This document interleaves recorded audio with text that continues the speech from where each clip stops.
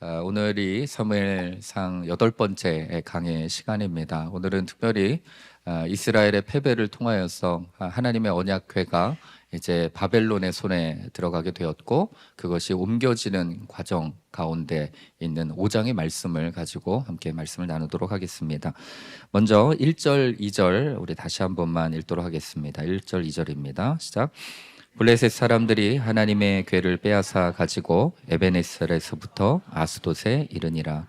블레셋 사람들이 하나님의 궤를 가지고 다곤의 신전에 들어가서 다곤 곁에 두었더니, 이스라엘과 전쟁에서 승리한 바벨론은 이스라엘의 자랑이고 또 하나님의 임재의 상징이었던 언약궤를 빼앗게 됩니다. 그리고 아스돗이라는 곳으로 언약궤를 옮겨가죠. 블레셋의 5 주요 도시가 있습니다. 가사와 아스글론, 아스돗, 에그론, 가드입니다. 지도를 보시면 해안가와 산 기슭에 이렇게 위치하고 있죠. 그 가운데 오늘 첫 번째 등장하는 이 아스돗은 지중해 연안에 위치하고 있고, 또한 이집트와 메소포타미아에 를 연결하는 주요 교역로로 사용되었기 때문에 상업과 군사적으로 굉장히 중요한 도시였습니다. 뿐만 아니라 다곤 신을 섬기는 종교적으로 중심지로 유명했죠. 블레셋은 바로 이 종교적 중심지였던 아스돗의 다곤 신전에 하나님의 언약궤를 옮기게 됩니다. 아스돗에 다곤의 신전이 있었던 것이죠. 이 다곤 신은 블레셋 민족이 숭배했던 우상신이었습니다. 곡식의 신, 농사의 신입니다.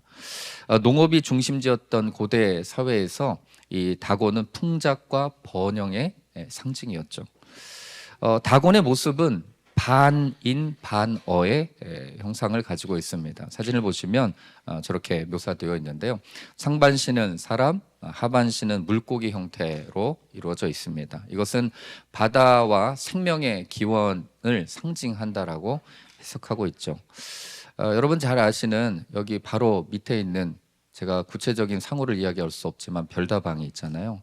거기에 있는 이 상징, 엠블럼, 그 로고를 보면 이 로고가 원래는 세이렌이라는 여신을 상징하는 상징물입니다. 그래서 노르웨이 지방에서 이 어부들을 이 노래를 불러서 유혹해서 굉장히 어려움을 빠지게 했던 그런 신 가운데 하나였어요.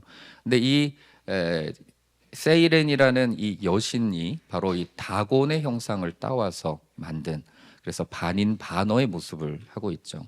그래서 우리가 이 사이렌이라는 그런 오더도 이 세이렌이라는 이 단어에서 시작되었거든요. 그래서 제가 가서 먹지 말라는 그런 의미가 아니라 잘 알고 먹으라는 그런 의미입니다. 저도 잘 먹고는 있는데 그런 의미를 알고 있어야 하는 것이죠. 그래서 다곤을 상징하는 그런 모습에서 따온 것이죠. 그래서 이 다곤의 상징에서 인어공주도 나왔다는 사실 여러분 기억하셔야 됩니다. 그래서 이 반인 반어의 모습을 가지고 있죠. 블레셋은 그들이 만든 이 우상, 즉 다곤이라는 우상과 함께 이스라엘이 승리에 마치 부적처럼 사용했었던 언약궤를 함께 둔 것이죠. 고대 민족들의 전쟁을 보면 신들의 전쟁이라고 이야기합니다. 그들이 믿는 신들의 전쟁. 따라서 그들이 믿는 다곤 신이 이스라엘이 믿는 하나님을 이겼다라고 그들은 생각하고, 전리품으로 이 언약궤를 다곤 신에 가지고 와서 그 신의 신전에 놓아두는, 전리품처럼 하나님의 언약궤가 그곳에 놓여 있는 그런 모습을 우리는 보게 됩니다. 다곤이 중심이 된 그들의 신앙에 하나님으로 상징되어지는 언약궤가 전리품 정도로 여겨지는 상황이 바로 오늘 본문의 상황이에요. 블레셋 사람들의 삶의 중심에는 이 다곤 신이 있었어요. 왜냐하면 그들의 번영과 그리고 풍요를 줄 수 있는 신이라고 믿었기 때문에 그들은 늘 다곤 신을 숭배했고, 그들이 삶의 중심 가운데는 다곤 신이 있었어요. 그들에게 있어서 잘 사는 것이 굉장히 중요한 것이었습니다. 그냥 잘 사는 게 아니라 풍요롭게 살고 그리고 번영하면서 살고 또 다른 민족들과의 전쟁 가운데서도 승리할 수 있는 그런 풍요로움을 가진 그런 신, 다곤 신을 그들의 중심 가운데 세워두고 있었죠. 그렇기 때문에 이 다곤 신은 종교적인 그들의 중심이면서도 자신의 삶과 굉장히 직접적으로 연관을 맺고 있는 그런 종교와 신이 같은 영역 가운데서 있었기 때문에 결코 포기할 수 없는 그런 것 가운데 하나였죠. 저와 여러분들은 이 그들이 믿는 다곤신 가운데 이 하나님의 언약궤가 들어가 있는 그런 신전의 모습을 우리가 생각할 때 과연 우리의 하나님의 언약궤, 즉 하나님으로 상징되어지는 하나님은 과연 어느 곳에 우리는 위치해 두고 있느냐에 대한 부분을 우리는 좀 묵상해 볼 필요가 있습니다. 우리는 하나님을 믿고 있지만 동시에 때로는 마음 가운데 다곤 신과 같은 무엇인가가 우리 중심에 세워져 있는 것은 아닌지에 대한 부분을 좀 살펴보고자 합니다. 여러분, 우리가 그것을 우상이라고 말하면 좀 마음 가운데 불편함들이 느껴질 수도 있어요. 다들 그렇게 살고 있는데 뭘 그렇게 유난맞게 신앙생활을 하라고 교회에서는 이렇게 이야기하고 강조하고 있는가. 이상재 목사님 늘 말씀하실 때 과도한 열정을 가지고 신앙생활을 하면 주변에 그냥 평범하게 살아가는 신앙생활하는 사람들이 마음 가운데 불편함을 느끼는 것처럼 그냥 세상 사는 대로 그렇게 살면 되지 않느냐에 대한 부분으로 우리가 생각해 볼 수 있는 것이죠. 우리는 우리 중심 가운데 하나님이 아닌 다곤신과 같은 무엇인가를 마음 가운데 두고 살아가는 그런 살아갈 때가 참 많이 있습니다. 그리고 주변 변두리 어디에쯤인가 하나님을 마치 하나님의 언약궤가 그냥 전리품처럼 한쪽 구석에 놓여져 있는 것처럼 그렇게 두고 살 때가 있다라는 것이죠. 마치 블레셋 사람들이 다곤 신전에 하나님의 언약궤를 방치해왔던 것처럼 그렇게 우리는 하나님을 우리의 삶의 한 구석에 몰아넣고 살아가고 있지 않는가. 여러분의 하나님은 여러분의 마음 가운데 어디에 위치하고 있느냐에 대한 질문을 드리면서 오늘 본문을 들어갑니다. 풍요와 번영과 성공과 쾌락을 추구하면서 마치 하나님을 보조 배터리처럼 방전되면 충전되어 주는 그런 하나의 보조물처럼 우리는 사용하고 있지 않는가. 마음의 위로와 평안과 안식이 필요할 때만 하나님을 찾는 그런 신앙의 모습이 우리 가운데 있지 않는가에 대한 부분을 우리는 오늘 본문을 통하여서 좀 묵상해 볼 필요가 있는 것이죠. 여러분의 하나님은 여러분의 중심에 있는가 아니면 주변에 있는가? 하나님의 중심의 인생을 살아가고 있는가 아니면 내가 원하는 인생을 살아가고 있는가? 내 인생을 살면서 필요할 때만 하나님을 찾는 그런 인생은 아닌가? 우리는 그 질문을 진지하게 우리 삶 가운데 해볼 필요가 있는 것이죠. 하나님을 단순히 옆에 있는 그런 도구처럼 여기면 안 된다라는 것을 우리는 분명히 알면서도 우리는 하나님을 자꾸 내 마음의 중심에서 멀어진 어느 곳에 자꾸 곁에 두고 보조물처럼 세워둘 때가 있는 것이죠. 이스라엘 백성들이 자신의 승리의 도구로 하나님의 언약궤를 사용하는 것처럼 우리는 그렇게 하나님을 이용해서는 안 된다는 것을 알면서도 그렇게 우리는 마음의 중심에서 멀리 두고 있지는 않는가에 대한 부분을 우리는 고민해 볼 필요가 있는 것이죠. 저는 여러분들을 권면합니다. 여러분, 저와 여러분의 삶에 중심에 하나님이 있어야 돼요. 우리의 인생의 중심에, 마음의 중심에, 삶의 중심에 하나님이 있는 것이 정상입니다. 그것이 여러분 신앙인에게 있어서 굉장히 중요한 부분이에요. 그렇기 때문에 우리는 삶의 중심에 하나님을 두면서 그 중심에 둔 삶은 어떤 삶을 살아가는 것을 의미하는 것일까? 우리는 너무나 많은 것들을 듣기 때문에 잘 알고 있어요. 만약 여러분의 하루를 시작하면서 하나님을 가장 먼저 찾고 있는가? 제가 곰곰하게 생각해 보니까 가장 먼저 일어나서 핸드폰의 알람을 끄면서 핸드폰 날씨를 확인하고 그 다음에 문자를 확인하고 그 다음에 뉴스를 확인하는 제 모습을 좀 발견하게 되더라고요. 정말 하나님 아침에 깨워주셨을 때 하나님 오늘 하루도 저에게 새로운 날을 허락해 주셔서 감사합니다. 하나님 새로운 생명을 저에게 허락해 주셨군요. 그리고 마무리하면서 하나님 오늘 하루도 주님과 함께 동행하게 하여 주셔서 감사합니다. 내가 그 주님과 함께해서 너무나 감사했습니다. 감사로 시작해서 감사로 끝나는가? 아니면 나의 긴급한 일정 때문에 그냥 부랴부랴 바쁘게 시간에 쫓기면서 그 삶을 그냥 하루하루를 찍어내듯 하루하루를 그냥 살아가듯 그냥 살고 있지는 않은가? 그래서 하나님이라는 존재를 그냥 먼 저편에 두어둔 채 내 삶을 그냥 내 마음대로 살아가고 있지 않는가? 또한 우선순위에 대한 점검이 우리의 삶 가운데 필요한데, 정말로 중요한 결정을 할 때 하나님의 뜻을 먼저 묻고 있는가, 아니면 나의 경험과 세상과 지식대로 그런 결정들을 진행하고 있는가? 그리고 하나님을 단순히 문제 해결사로만 여기고 있지는 않는가, 아니면 매 순간 정말로 나의 주인으로서 인정하고 있는가? 여러분, 우리는 우리의 삶 가운데서 정말로 하나님이 내 중심 안에 있는지를 늘 확인하고, 그리고 그 하나님을 발견하고 그 하나님 앞에 내 삶을 온전하게 맡겨드리는 그런 나의 삶의 연습이 필요한 것이죠. 사랑하는 성도 여러분, 여러분의 하나님을 삶의 중심으로 두기를 주님의 이름으로 축복합니다. 여러분의 마음의 중심에 하나님보다도 우위에 있는 모든 것들을 다 내려놓기를 주님의 이름으로 축복합니다. 우리가 하나님을요 삶의 주범부에 두고 다른 삶을 살아간다면 결국 우리의 신앙은요 혼란과 무너짐을 경험하게 될 뿐입니다. 왜냐하면 하나님께서 우리의 마음을 잡아주지 않고 있기 때문에 세상의 문화와 가치 가운데 마구 흔들릴 수밖에 없는 그런 인생을 우리는 살아갈 수밖에 없기 때문에 그 중심을 하나님께서 나를 잡아주지 않는다면 우리는 결코 흔들릴 수밖에 없는 그런 인생을 살아갈 수밖에 없다는 것이죠. 그래서 여러분, 하나님이 여러분의 삶 가운데 중심이 되어서 여러분의 삶을 주관하시는, 그래서 그분의 나라와 그분의 뜻을 내가 늘 바라보며 결정하고 살아갈 수 있는 그런 은혜가 저와 여러분 가운데 있게 되길 주님 이름 축복합니다.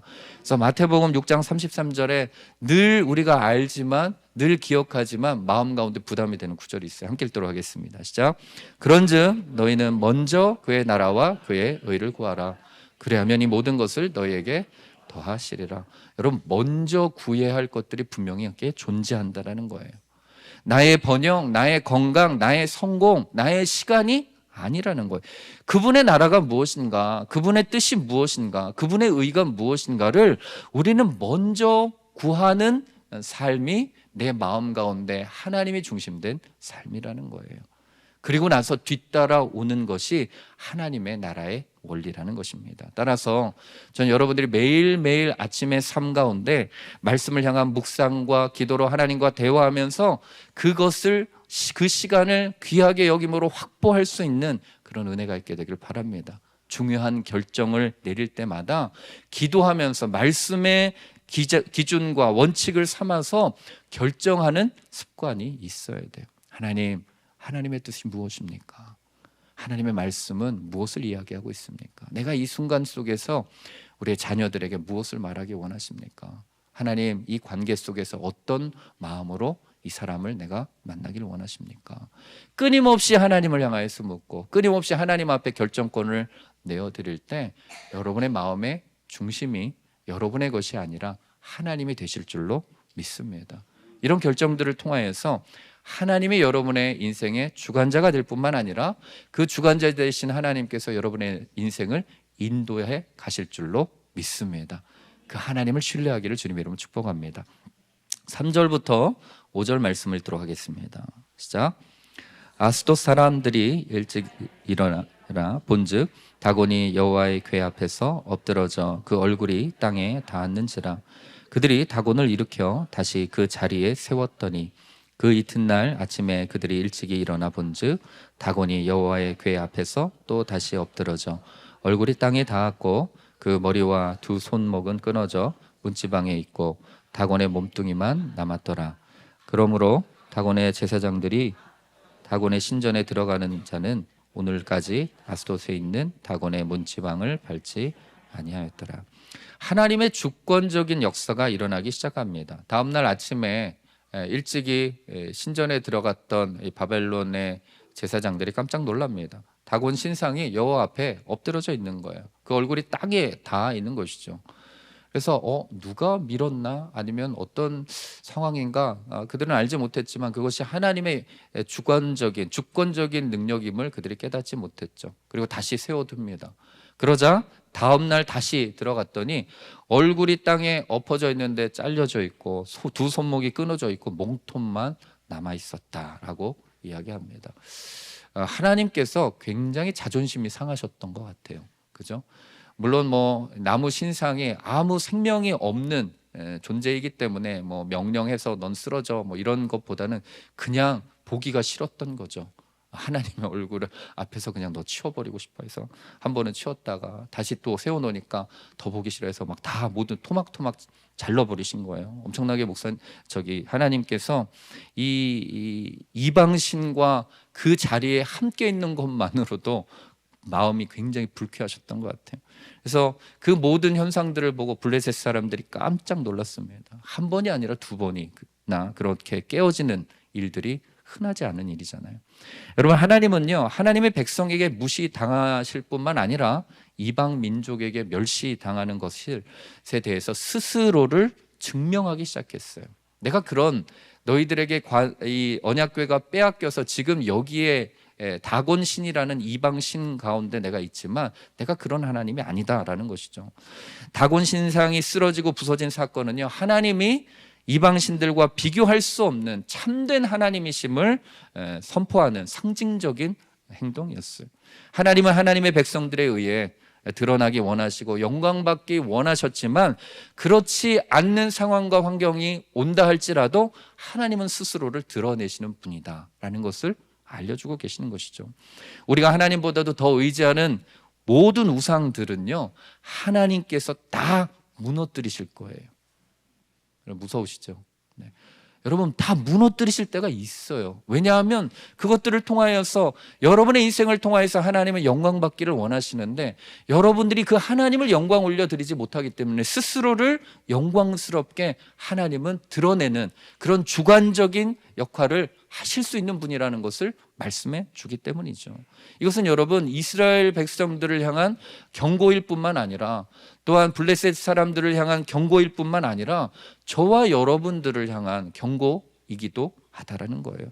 하나님보다도 우선순위에 둔 모든 것들은 결국 하나님께서 하나도 남김없이 다 무너뜨릴 때가 오게 된다라는 거예요.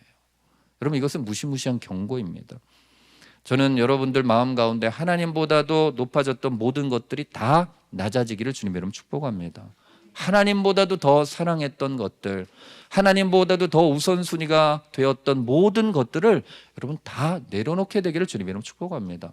그래서 여러분, 고린도후서 5장 10절 저희가 새벽마다 암송했던 말씀이잖아요. 함께 읽도록 하겠습니다. 시작. 하나님 아는 것을, 높아진 것을 다 무너뜨리고 모든 생각을 사로잡아 그리스도에게 복종하게 하니. 여러분, 하나님보다 높아졌던 모든 것들, 모든 생각들, 여러분 그것들이 예수 그리스도 앞에서 복종할 때가 있을 줄로 믿습니다. 여러분, 여러분의 마음 가운데, 여러분의 생각 가운데 여러분들이 스스로 높였던, 그리고 하나님보다도 더 많은 사랑했던 그 모든 것들이 언젠가는 하나님께서 예수 그리스도 앞에서 복종케 하실 그때가 분명하게 온다라는 거예요. 여러분들, 그것이 심판이 아니라 여러분들을 살리는 길임을 여러분 기억하시길 바랍니다.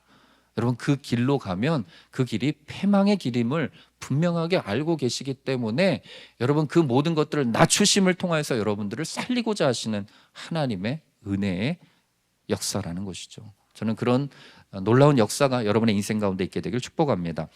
6절부터 9절 말씀을 읽도록 하겠습니다. 시작. 여호와의 손이 아스돗 사람에게 엄중히 더하사 독한 종기의 재앙으로 아스돗과 그 지역을 쳐서 망하게 하니 아스돗 사람들이 이를 보고 이르되 이스라엘 신의 궤를 우리와 함께 있지 못하게 할지라. 그의 손이 우리와 우리 신 다곤을 친다 하고 이에 사람을 보내어 블레셋 사람들의 모든 방백을 모으고 이르되 우리가 이스라엘 신의 궤를 어찌하랴 하니 그들이 대답하되 이스라엘 신의 궤를 가드로 옮겨가라 하므로 이스라엘 신의 궤를 옮겨갔더니 그것을 옮겨간 후에 여호와의 손이 심히 큰 환난을 그 성읍에 더하사 성읍 사람들의 작은 자와 큰 자를 다 쳐서 독한 종기가 나게 하신지라. 하나님의 경고에도 불구하고 그들은 그 경고를 인지할 수 있는 영적 분별력이 없었습니다. 하나님의 경고의 사인에 회개하고 돌아설 수 있는 것이 여러분 인간에게 주어진 지혜예요. 그 지혜가 없으면 그것이 경고인지도 모르고 넘어갈 때가 있는 것이죠. 그들에게는 그런 지혜가 없었어요. 그래서 하나님의 손이 그들 가운데 임합니다. 독한 종기의 재앙으로 그들을 치십니다. 독한 종기가 어떤 질병을 의미하는지 명확하진 않지만 세 가지 학설이 있어요. 첫 번째는요, 잠을 깨시길 바랍니다. 치질 또는 항문 관련 질환이래요. 할렐루야. 그래서 킹 제임스 버전에 보면요, 치질로 해석을 합니다. 왜냐하면 블레셋 사람들이 앉거나 움직이는데 큰 고통을 겪었다는 문맥이 원어 가운데 나오거든요. 그래서 이것을 치질로 보는 경우가 있고요. 두 번째는요, 페스트, 즉 흑사병을 의미하기도 합니다. 흑사병은 고통스러운 종기와 결합된 림프절 부종을 유발하기 때문에 그런 극심한 고통 가운데 그들이 겪게 될 것이다. 또한 세 번째, 피부병 또는 바이러스성 질환으로 보게 됩니다. 피부 질환인데 심각한 고통과 염증을 동반한 피부병이 그들 모두 가운데 돌기 시작합니다. 근데 중요한 것은 그들이 그런 고통 속에서도 하나님을 인정하지 못했다라는 거예요. 인정할 수 없었다라는 거예요. 오히려 자신들과 자신들의 신 다곤을 친다고 오히려 걱정을 합니다. 그리고 블레셋 방백들을 소집해요. 블레셋 방백들은 블레셋 5개 도시의 최고 지도자를 방백이라고 이야기를 합니다. 각 도시를 다스리는 동시 연합체 공동 지도자로 그들이 활동했던 것이죠. 그래서 이 연합체적인 리더십을 행사하여서 중요한 결정을 내리게 됐는데 그들이 그 언약궤를 가드로 옮기도록 결정을 합니다. 아까 첫 번째 봤던 그 가드의 위치를 여러분 보시면 해안 평야와 산악지대 사이 중간 지역을 위치하고 있고요. 그리고 이는 군사적 방어와 농업에 유리한 위치를 그들이 가지고 있습니다. 또한 가드는 여러분 잘 아시는 것처럼 블레셋 거인 골리앗의 고향이기도 해요. 그리고 거인족들의 도시로 유명했고 군사적 중심지 가운데 하나였습니다. 그런데 이 블레셋 사람들이 이 가드로 하나님의 언약궤를 옮긴 것을 통하여서 그들은 두 가지 실수를 하게 됩니다. 첫 번째는 하나님의 능력이 언약궤를 통하여서 분명하게 나타났음에도 불구하고 하나님의 능력을 인정하지 않은 거예요. 그것이 첫 번째 실수였어요. 하나님의 궤를 통해서 심판을 받는 것은 분명한 사실이지만 참신인 하나님을 경외하지 않으려고 했다라는 거예요. 오히려 하나님의 궤가 문제를 일으키는 트러블 메이커 정도로만 본 거예요. 또한 두 번째 그들이 실수한 것은 우상 숭배에 대한 집착을 멈추지 않았다라는 거예요. 우상 숭배는 여러분 단순히 신앙적인 선택이 아니라 인간의 타락한 본성 가운데서 드러나는 형태예요. 블레셋 사람들은요, 하나님의 심판을 겪으면서도 자신들의 우상 숭배를요 고집하면서 꺾지 않았어요. 하나님을 인정하지 않으려 했다라는 거예요. 그런데 블레셋 사람들뿐만 아니라 저와 여러분들도 그런 실수를 종종 하게 됩니다. 하나님의 살아계심을 분명하게 경험하신 분들도 있어요. 아직은 경험하지 못하신 분들도 있겠죠. 하나님을 믿기는 믿는데 반 정도만 믿어요. 우리는 하나님의 능력을 그다지 의지하지 않으려고 하는 그런 성향들이 있어요. 크게 신뢰하지 않고 인간적인 방법을 사용하고 하나님을 때로는 이렇게 피해서 도망가고자 하는, 그냥 나만의 동굴, 나만의 세계 가운데 나는 여기 있을 테니까 하나님 여기까지만 간섭하지 마세요 라고 나만의 곳을 두고자 하는 그런 죄성들이 우리 가운데 있죠. 하나님의 능력을 우리가 그다지 크게 의지하지 않는 그 부분을 놓고 제 마음 가운데 요즘 제 마음이 늘 그런 마음이 있어요. 갈등의 요소예요. 하나님께서 분명히 교회를 세워주시고 약속하셨는데 그냥 이것에 대한 늘 걱정이 마음 가운데 있는 거예요. 염려가 있는 거예요. 하나님께서 정말 이것을 이 교회를 온전하게 세워 가실까? 얼마나 많은 사람들이 올까? 하나님의 능력을 의지하지 않고 계속 그 셈에 대한 부분에 갇혀 있는 제 자신들 때로는 발견할 때가 있습니다. 그러나 하나님께서 행하신다면 하나님의 은혜로 모든 것이 이루게 될 줄로 믿습니다. 그런데 여러분, 때로는요, 그것이 믿고 싶지 않을 때가 있는 거예요. 그냥 피하고 싶은 때가 있는 거예요. 이것은 어찌 보면 고집이라는 것으로 해석할 수 있습니다. 고집불통이라는 말이 있죠. 제가 임종을 앞둔 우리 부모님들을 위해서 우리 자녀들이 병원 신방을 요청하실 때가 있어요. 그래서 예수님을 증거하고 또 예수님을 믿으면 천국이 보장되어 있습니다. 그동안에 있던 모든 죄들은 다 예수님을 믿는 그 순간 다 사라집니다. 그분만을 영접하시면 됩니다 라고 정중하게 말씀드리지만 끝까지 받아들이지 않는 분들이 계세요. 끝까지 받아들이지 않았어요. 죽음 바로 앞에 있는 그 절박한 순간 속에서도 이 예수님, 하나님이란 존재 자체를 부인합니다. 인생의 마지막 순간에도 자신의 고집, 자신이 믿고 있는 그것을 꺾지 않는 분들이 계세요. 여러분, 이것은 잘못된 선택이죠. 하나님 앞에서 고집 피울 수 있는 것은 없어요. 그분께서 보여주시고 인도하시고 경고하시면 그냥 받아들이는 것이 여러분 신앙적인 자세잖아요. 그런데 우상 숭배에 대한 그런 집착을 버리지 않고 하나님에 대한 존재를 자체를 부인하고 인정하지 않으려는, 여러분, 그 블레셋 사람들의 그 영적인 모습, 그 육체적인 어떤 판단, 고집들이 어떻게 보면 저와 여러분의 삶 가운데도 나타난 그런 모습일 수 있다라는 것이죠. 이것은 여러분 죄의 본성에 대한 부분이에요. 죄는 인간으로 하여금요, 하나님 대신 다른 대상을 숭배하고자 합니다. 숭배하게 해요. 그것들을 자꾸 붙잡게 하고 의지하게 해요. 즉 하나님이 아닌 무엇인가를 자꾸 내 마음 가운데 붙잡고 의지하고자 하는 그것이 여러분 죄의 본성이에요. 우리의 죄의 본성은 하나님의 말씀대로 따라가기보다는 세상의 성공과 쾌락과 물질에 더 많은 관심들을 가지고 있는 것이 저와 여러분의 솔직한 현실이죠. 그것을 내려놓으면 마치 세상에서 죽을 것 같다라는 그런 두려움과 염려에 휩싸이게 되면 여러분 우리가 하나님이 보이지 않을 때도 있는 거예요. 하나님보다도 더 커 보이는 것들이 우리에게는 너무나 많은 것이죠. 블레셋 사람들이 이 다곤 신을, 그 물질의 풍요와 그리고 물질을 번영을 일으켜주는 그 신을 끝까지 놓지 않고 붙잡는 것처럼 우리의 삶 가운데도 그렇게 붙잡고 놓지 않는 것들이 존재한다라는 거예요. 근데 여러분 요한일서 2장 15절부터 17절까지의 말씀 보면 이런 말씀이 있습니다. 함께 읽겠습니다. 이 세상이나 세상에 있는 것들을 사랑하지 말라. 누구든지 세상을 사랑하면 아버지의 사랑이 그 안에 있지 아니하니. 이는 세상에 있는 모든 것이 육신의 정욕과 안목의 정욕과 이생의 자랑이니 다 아버지께로부터 온 것이 아니요 세상으로부터 온 것이라.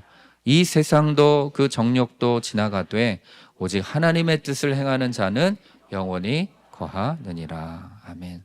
사랑하는 성도 여러분, 하나님보다도 더 사랑하는 것에 집착하지 않게 되기를 바랍니다. 여기서 보면 세상에 있는 모든 것, 즉 육신의 정욕, 안목의 정욕, 이생의 자랑거리들, 이것을 우리는 의식주로 표현을 합니다. 즉 육신의 정욕, 먹는 것, 그리고 안목의 정욕, 입는 것, 그리고 이생의 자랑들, 살아가는 어떤 모든 부분의 문제들. 그래서 여러분 그것에 우리가 너무나 많이 집착할 때가 있어요. 그냥 적당히 먹으면 되잖아요, 그죠 여러분? 꼭 우리가 맛있는 걸 먹으려고 하잖아요. 그리고 적당히 꾸미면 되거든요. 여러분 꾸미지 말라는 의미가 아닙니다. 적당히 꾸미면 돼요. 여러분 명품 좋죠. 여러분 좋긴 좋은 거잖아요. 그런데 명품에 너무 집착하게 되면 명품을 사면 그것이 나의 가치를 올려준다라고 생각하잖아요. 근데 그게 아니죠. 우리의 내면의 가치가 명품으로 올라와야 되는 거잖아요. 그럼에도 불구하고 우리는 끊임없이 적당히가 아니라 과하게 꾸미고자 합니다. 그리고 적당히 살려고 하는 것이 아니라 잘 살려고 해요. 좋은 곳에서 살려고 해요. 여러분 그것이 다 인간적인 세상적인 모든 것이라고 하나님은 이야기하고 있어요. 이것은 하나님께로부터 온 것이 아니다. 하나님은 그런 것을 원하지 않는다. 다 세상으로부터 온 것이다. 이 모든 것들은 결국은 다 사라질 것이다 라고 하나님 말씀하시는 거예요. 오직 하나님의 뜻을 행하는 자가 하나님의 은혜를 누리게 될 것이다. 지혜 있는 자가 궁창의 빛과 같이 빛날 것이다. 옳은 대로 많은 사람을 돌아오게 하는 자가 하늘의 별처럼 영원토록 빛날 것이다. 여러분, 세상은 우리가 정말로 잘 먹고 잘 살고 잘 입는 그 가치를 추구해요. 근데 여러분, 성경이 이야기하는 것은요, 그것은 다 없어질 것이라고 이야기합니다. 그런데도 불구하고 우리는요, 그것을 끝까지 붙잡으려고 해요. 그 고집이 있어요. 하나님은요, 모든 하나님의 뜻을 행하는 자가 하나님의 모든 은혜를 누릴 것이다라고 이야기하고 있는데, 우리는 은혜도 누리지만 그것도 누리기를 원하는 거예요. 여러분들 마음 가운데 오늘 집착하고 있는 모든 것들을 다 내려놓게 되기를 주님 이름 축복합니다. 특별히 여러분 그 물질뿐만 아니라 자녀들에 대한 집착이 요즘 참 강해요. 우리 자녀들이 1명, 2명밖에 없으니까 우리 자녀들이 그냥 하나의 우상처럼 여겨질 때가 참 많아요. 요즘 우리 청년들, 우리 이상준 목사님께서 말씀하신 것도 저도 많이 충격을 받았는데, 우리 청년들의 고민이 뭔지 아십니까? 어떻게 사귀는지를 모르겠대요. 혼자 지냈고 혼자서 무엇인가를 하고 혼자서만 무엇인가를 계속 파다 보니까 인간관계를 맺는 법을 모르는 거예요. 스마트폰만 보고 있으니까 그것을 떠나서 사람과 대화하는 것을 모르는 거예요. 그런 자녀들을 누가 키워냅니까? 저와 여러분들이 키워내고 있는 거예요. 그런 집착으로 말미암아. 아내들은 남편에 대한 집착을 버리길 바랍니다. 남편은 아내들에 대한 집착을 버리길 바랍니다. 자녀가 됐든 아내가 됐든 남편이 됐든 여러분 그 사람들 다 그냥 사랑할 대상들이에요. 집착이 사랑이 아니에요. 집착도 우상 숭배예요. 사랑은 여러분 하나님을 사랑하는 것이 가장 먼저예요. 그리고 그 사랑하는 하나님을 사랑할 때 주시는 하나님으로부터 오는 그 사랑으로 말미암아 남편과 아내와 자녀를 사랑하는 거예요. 저는 그 사랑이 여러분 가운데 충만하게 되기를 주님의 이름으로 축복합니다. 그 사랑이 있어야 되는 거죠. 그리고 어떤 분들은요, 사람들에 대한 인정에 대한 집착이 있는 분들이 있으세요. 하나님께 인정받기 위해서 최선을 다하면 돼요.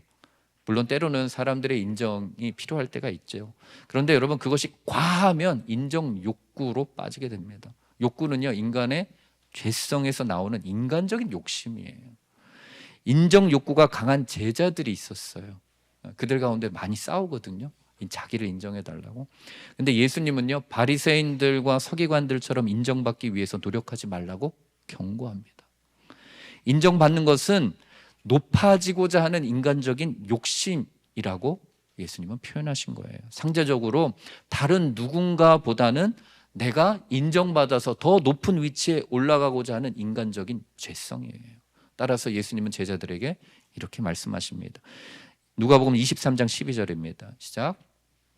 누구든지 자기를 높이는 자는 낮아지고 누구든지 자기를 낮추는 자는 높아지리라. 우리 어떤 아이가 굉장히 잘 읽는 것 같아요. 감사해요. 여러분, 인정받길 원하는 것이 아니라 나를 스스로 낮추는 거예요. 낮추면 그냥 올라가게 되어 있는 것이죠. 집착을 멈추고 하나님 앞에서 겸손한 자가 되면 하나님께서 여러분들을 높이실 줄로 믿습니다. 하나님의 말씀 앞에서 겸손히 그 말씀에 순종하는 은혜가 저와 여러분 가운데 있게 되기를 주님 이름으로 축복합니다. 그래서 여러분 그 집착했던 그것들을 하나님 앞에 다 내려놓으십시오. 그리고 그 마음의 중심에 하나님의 뜻, 하나님의 나라가 세워지도록 여러분 기도하십시오. 그 작업들이 되지 않으면 우리의 인생은요, 끊임없는 다곤과 하나님의 언약과의 사이에서 우리는 방황하게 되어 있어요. 저는 여러분의 인생 가운데 여러분의 집착 같은 그 모든 것들을 다 내려놓고 하나님의 은혜로 채워갈 수 있는 은혜가 있게 되길 바랍니다. 10절부터 12절 마지막 구절 함께 읽도록 하겠습니다. 시작. 이에 그들이 하나님의 궤를 에그론으로 보내니라.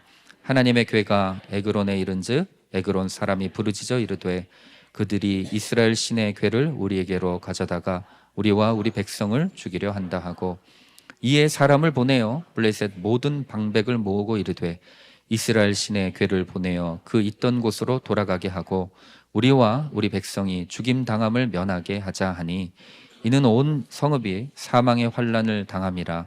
거기서 하나님의 손이 엄중하심으로 죽지 아니한 사람들은 독한 종기로 치심을 당해 성읍의 부르짖음이 하늘에 사무쳤더라. 아멘.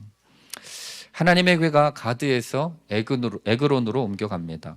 하나님의 궤에 대한 소문이 아마 블레셋 전 지역에 다 퍼졌을 거예요. 그들이 손을 쓸 새도 없이 에그론 땅에 하나님의 엄중한 벌, 하나님의 손이 임하게 됩니다. 그러자 죽음이 임하고 죽지 않은 사람들은 독한 종기로 고통스러운 소리가 하늘에 사무쳤다라고 성경은 기록하고 있어요.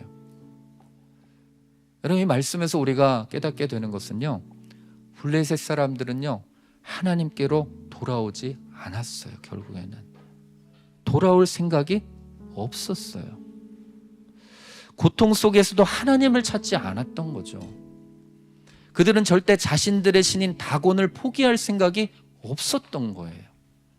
분명히 하나님은 언약궤를 통하여서 하나님 자신이 다곤보다도 훨씬 더 능력이 있는 그 참신이라고 분명하게 말씀하고 있는데, 위대한 신이라고 말씀하고 있는데도 불구하고 고집스럽게 그들은 포기하지 않았습니다. 집착을 하듯이 다곤신을 꼭 붙잡고 있었던 거예요. 여러분, 저와 여러분에게도 포기하지 않는 것이 있죠. 내려놓고 싶지 않는 것들이 있어요. 왜 우리가 그런 것들을 내려놓지 못할까요? 우리의 내면이 아직 하나님을 온전하게 신뢰하지 못했다라는 그런 증거입니다. 내가 쥐고 있는 그것이 하나님보다 더 커 보이고 더 능력이 있어 보이고, 그것을 내려놓으면 마치 내가 죽을 것 같은 그런 염려와 두려움 때문에 내가 그것들을 붙잡고 있는 거예요. 하나님보다도 내 마음에 다곤을 더 많이 의지하고 있기 때문에 우리는 하나님을 온전하게 의지하고자 못하는 것이죠. 우린 그 집착의 끈을 내려놓아야 하는 거예요. 여러분, 원숭이를 잡는 방법이 3가지 정도가 있는데, 첫 번째가 손이 들어갈 만한 항아리 안에 그들이 좋아하는 아몬드와 땅콩 같은 거를 집어넣습니다.